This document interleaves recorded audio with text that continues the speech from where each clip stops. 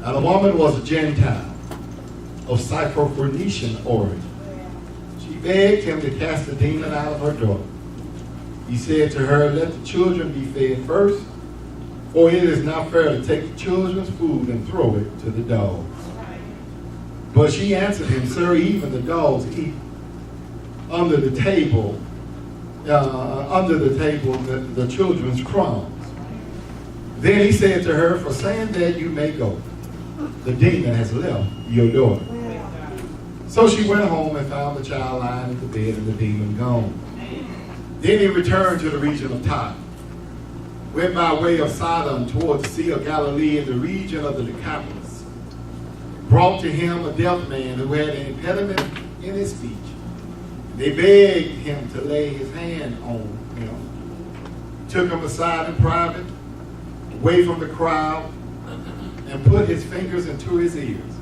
And he spat and he touched his tongue. Then looking up to heaven, he sighed and said, Ephphatha, that is, be open. And immediately his ears were opened, tongue was released, and he spoke plainly. Then Jesus ordered them to tell no one. But the more he ordered them, the more zealously they proclaimed it. They were astounded beyond measure, saying he has done everything well. He even makes the deaf to hear and the mute to speak. The word of God for the people of God. Praise be to God. O Lord, that the words of my mouth and the meditation of all of our hearts be acceptable only in your sight. O Lord, our strength and redeemer, and the people of God say, amen. Amen, amen, amen. I preached a version of this text before. I focus on the crumbs, but I want to extend this a little bit with the title, Be Open to the Crumb Snatchers. Be open to the crumb snatchers. Anybody got a crumb snatcher? Anybody been a crumb snatcher? Anybody snatching crumbs? Hallelujah. Be open to the crumb snatchers. Whether we want to admit it or not, we all want to be included. We want to know where the happenings are. We want people to call us and let us know what's going on. Even if we can't make it, just the fact that somebody called me and let me know what was going on, that's good enough. We don't like to be on the outside looking in all the time. We all want to be at the party. We all want to be part of the happenings and going on. However, though, sometimes if we're truthful, we are not always invited to the party. Not because we don't want to be invited, it's simply because we don't make the cut. We're just not in the in crowd. Not on the A list. Maybe it's because we don't have a certain status or a certain job or the right people. Maybe we don't have the right education or the wherewithal to get that all-important RSVP invitation. Maybe we don't attend the right social functions or in the right club. Maybe we don't live in the right neighborhoods or the right subdivision. Maybe we don't go to the right church. Maybe it's then that we are left out of the party. Oh, but I came with some good news. I came to remind somebody that God has a party. God is giving a big banquet and we are all invited. This is the place where everybody's having a good time. And if you ever felt like you've been locked out, kicked out, thrown out, or knocked out, I got some good news for you this morning. The God we serve will pick you up, turn you around, and place your feet on solid ground. The God we serve is no respecter of persons. The God we serve want all people to come into the knowledge of truth. The God we serve has promised us that we will never ever be alone. The God we serve has all power. God we serve will bring us out. God will bring us through. God will make a way out of no way. By the power of Jesus Christ of Nazareth, we have access to God. And we're all welcome to come and join the party. And I don't know about you, but I'm glad I'm invited to God's party where Jesus Christ is the host. Thank you, Lord. But what happens when you feel that you're not invited even to Christ's banquet? What happens if you feel as if you are not qualified? What happens when you are left out of the party? What happens when you feel unworthy, dirty, and unclean? Not worthy enough to come to that party. What happens when you are systematically left out because of rules and regulations? Well, that's what we have in our text, believe it or not. Two different situations. One involving a woman, and the other involving a group of people. In both situations, the people needed something. But due to Jewish ecclesiology or church doctrine and beliefs, they weren't really invited to the party. For you see, Jesus had entered Gentile territory after preaching a serious discourse earlier of what's the meaning of clean and unclean, and telling religious leaders of his day that what goes into a person doesn't make the person unclean, but what comes out of the person makes the person unclean. It doesn't matter where you were born. It doesn't matter that you were born on that side of the track. You are not necessarily unclean because you're born in the hood. It's what comes out of you. Some of us are born on the other side of the track and still got some mess coming up out of us. Jesus heads, after that teaching, Jesus heads now to unclean Gentile territory. I can imagine the religious leaders saying, well, why are you going there? What are you doing in Gentile country? Why are you going to Clondalk? I mean, why are you coming to Tyre? That's Tyre. Clondalk wasn't in the text, but I mean, why are you going to the Gentile territory? Even the disciples, you know, the knucklehead club, you know, we talk about them in Bible study. They looking around. Where are we going? No, we want to go here, Jesus. Should we be preaching to our own people? Why are we here in this place? All the way from home. We don't know them folk. I heard about them folk. You know, what you hear? You know, I heard about them. You know anybody over here? No, I don't know anybody, but I heard it.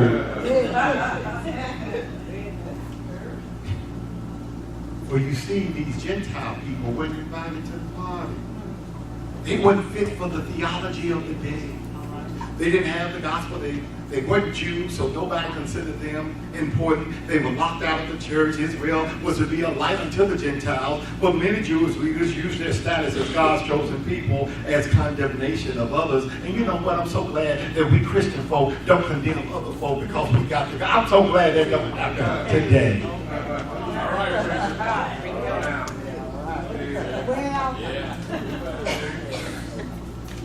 But the prevailing theology of Jesus' day was that people who didn't fit, who didn't have the right status, the right position, and the right condition need not come to the party.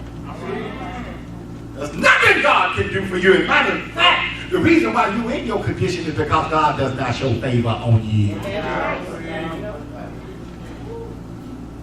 So the theology even locked them in. They could not even get out because it's God's place and reason why you're in that place in the first place. It's a sad fact when a church's theology keeps anyone out of the party.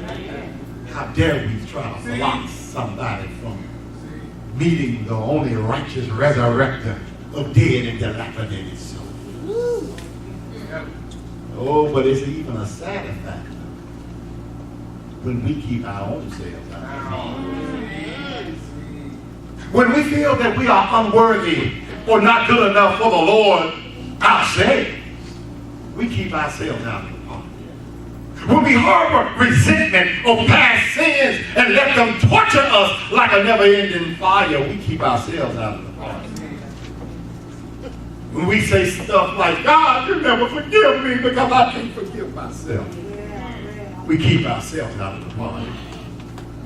We think we got to have it all together before I get right with God or get right with the church.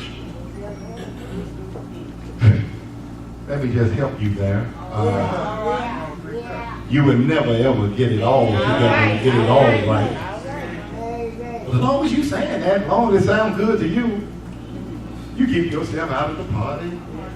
When we think we have to have it all together this way. Nice clothes, money in the bank, you know, I got my right transportation now, and you know, I can do all of that. We keep ourselves out of the party. And we do this until one day we wake up and we are tired of living like we live. All right. We look up and look around and we know we have not moved forward in the past 10 years. We're tired of living life not fully alive. We're tired of dogging our enemies and worrying about our friends. We are tired of living beneath our standards. One day we wake up, we so sick and tired of being sick and tired. Our sick and tired has gotten sick and tired. So it's then we come back to the church, hallelujah. We want the joy of our salvation back. We want meaning and purpose in our lives. We want to live again. We want to be a blessing to others and be blessed. And we want to live again. And so we turn to Jesus. Not knowing really what to expect, we just turn to Jesus. We heard that Jesus had fixed up others before. We heard that Jesus has come into the lives of so many people before. We heard that Jesus has cast out demons before. Maybe, just maybe, Jesus, can you heal me, Jesus? Yeah. Can you save me? Am I welcome to your body? Haven't had a good resume up until this point because I've been keeping myself out of the party. But can you help me? Can you help me? Woman's daughter was possessed by a demon. Child was uncontrollable. Probably been to every doctor and specialist in the region. But the woman heard that Jesus was coming to town. She had to see him. She had to ask and see him for herself what this Jesus guy was all about. Oh, but she had some issues. First of all, she's a Gentile. Could she go up and ask Jesus for a blessing? Could she ask for a healing? But on top of being a Gentile, she's also a woman. In Jesus' day, women had no rights. They weren't even allowed to worship services where men were present. Who did she think she was going up to the Lord of hosts and asking for an invitation to the party? You don't go up to some man that wasn't your husband in public and ask and talk to him. People start talking about you. They think you're one of those other type of women. Oh, but that didn't stop the woman. She ran up to Jesus, bowed down, and asked for help. I can hear her saying, I know this isn't protocol. I know I'm not supposed to be doing this. I know I could get into trouble. I know people might think I'm crazy. I tried everything, Jesus, but I know how to do it. I know that I probably look a little bad right now. Hair all over my head. No makeup on and some old dress. But Lord, I need you right now. And I don't care who sees me. I don't care who knows about it. And I don't care what people may say about me. I don't care what might happen. Lord, I need help. And I need it right now. And I just stopped by to remind somebody that when you need help and you need it right now, there's no time for protocol. No time to get yourself fixed up, styling and profiling. No time for the these and thous. No time to make sure somebody gets some holy oil. No time to make sure you got it all together. No time to run and ask the preacher. No time for a friend. No time for anything or anybody. But Lord, I need some help and I need it right now. I stretch my hand to thee. No other help I know. Every now and then, sometimes you don't have time to get it right. You don't have time to get it ready. You don't have, Lord, I need you right now. I just got showed up, house shoes on, with a robe. I need you, Lord, right now.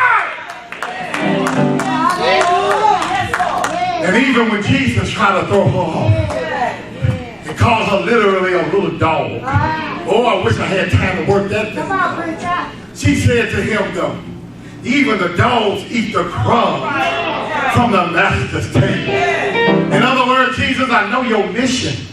I know what you were sent to do. I know you were here for your people. I know you'll get around to the other folks someday, but right now, Lord, I need you right now, Lord. That's that old prayer right now, Lord. My child is sick and I need you right now, Lord. My child needs to get back up right now, Lord. My child needs to be delivered and set free. When? Right now, Lord. My child needs a touch. When? Right now, Lord. I don't care what you do, Lord. I don't care how you do it. Don't care anything about your mission. I don't care anything about anybody else right now. But right now, Lord, all I know is my child needs a miracle. And I'll take the crumbs in order to get it done. You know so many people across this city and even in this church are saying, I need a miracle, Lord. I need my child back, Lord. Lord, I need my family back. Lord, my child is strung out there.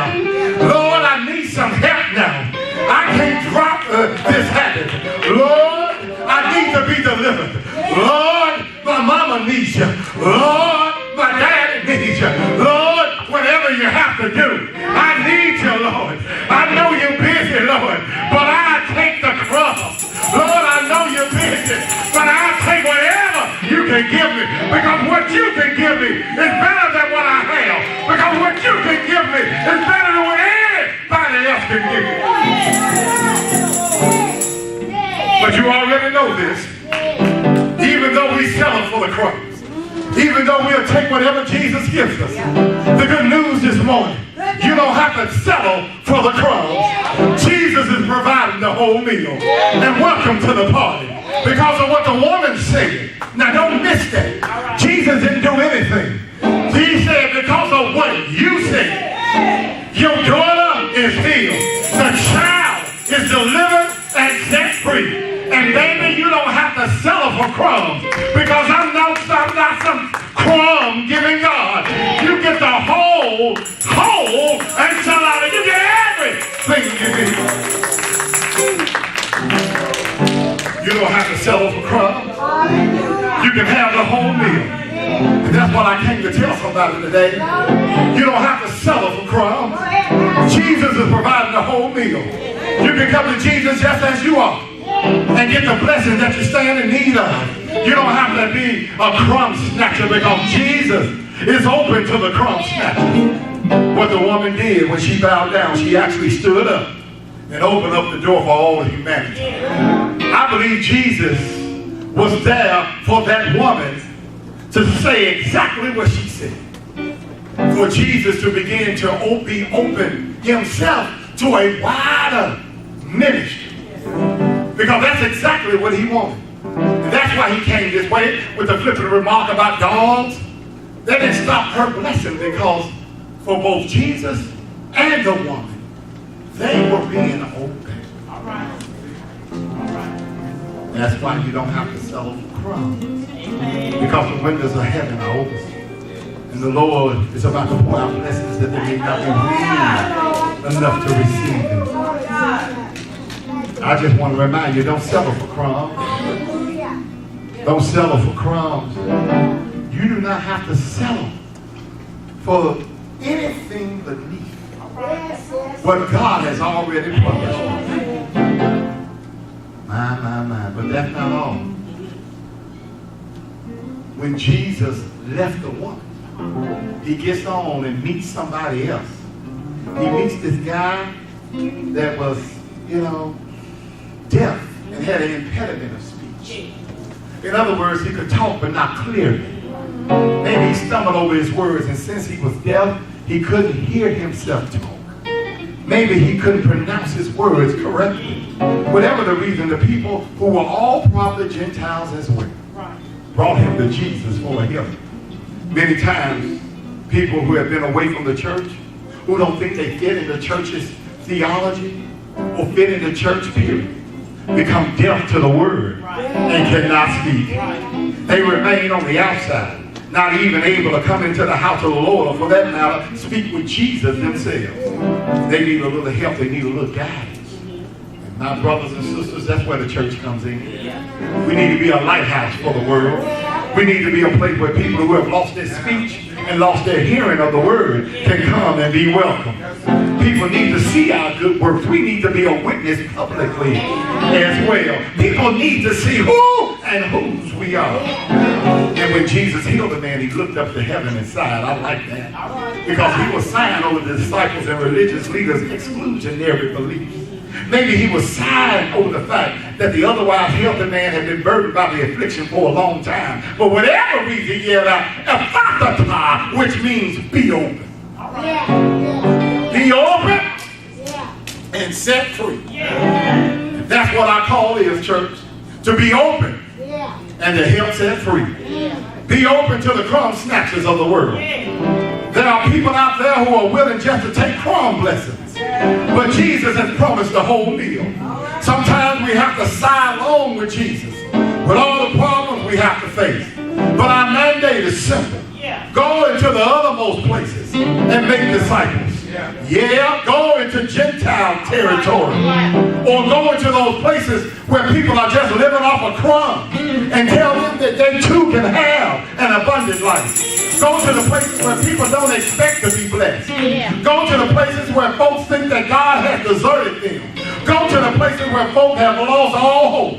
Go to the places where time seems to stand still and there's no improvement anywhere. Go to the places where the thug life is present. Go to the places where we normally won't go. Go to the places where we can help be a light in the midst of darkness by doing the work of Christ and helping it to heal and deliver and set folk free who thought they were not invited to the party. And before we get to church, before we get too stuck up on ourselves, we need to remember that even if we are not living an abundant life, it used to be a time when we used to live off crumbs. There used to be a time when we did not feel worthy. Used to be a time when we didn't feel qualified and dignified and verified and justified. We remember when we didn't care about edifying and glorifying and magnifying and testifying God's name at all. But by being open to the crumb snatchers, we realized that it wasn't long ago that we were down and out. It wasn't long ago when we felt that way. It wasn't long ago that we didn't love. It wasn't long ago we didn't care. It wasn't long ago that we couldn't speak. It wasn't long ago we couldn't hear. It wasn't long ago that we were hooked up to the wrong power source. It wasn't long ago we were just walking around wondering where are we going, how I'm going to get there, what I'm going to do, who my friends are. We were walking around like zombies, like the walking dead. I'm just going and going. I'm just trying to find my way. But thanks be to God that God showed up. And some of us are still wondering. You ain't all the way there yet. And I'm talking to you. You don't need to live on crumbs.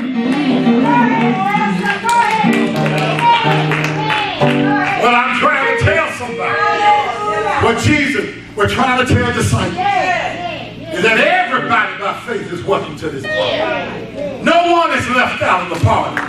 No matter who you are, where you come from, what school you went to, what degree you hold, what part of town you live in, what your past may be, who your parents are, what color you are. You are all welcome to the party. From uptown to downtown. From Hickory Hills to Scenic Hills. From Klondike to Mallory Heights. Oh, from gay, straight, PhD to no D, from CEOs to market flows. We are all invited to the party. Because when you come to Jesus, when you come to the party, when you really are truly set free, you realize that no one can stop you from receiving your blessing. You realize that the demons in your life have got to go. You realize that you can now speak in here with some clarity. Anybody need a demon to be exorcised out of their life? I need for you to stand up and speak and say, demon be gone.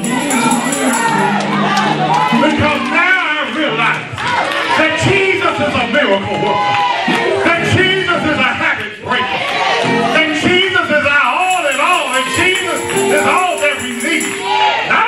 don't miss the woman's blessing. He said that by what you say, your daughter is healed. So I came also asking, what's in your mouth?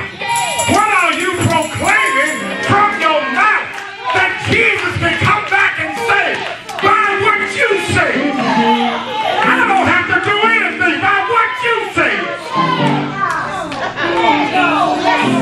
You are here. That's why we can sing with conviction.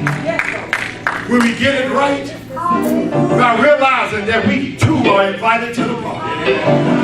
We can sing past me now, O gentle saints. Hear my humble cry. While oh everybody else crying on others.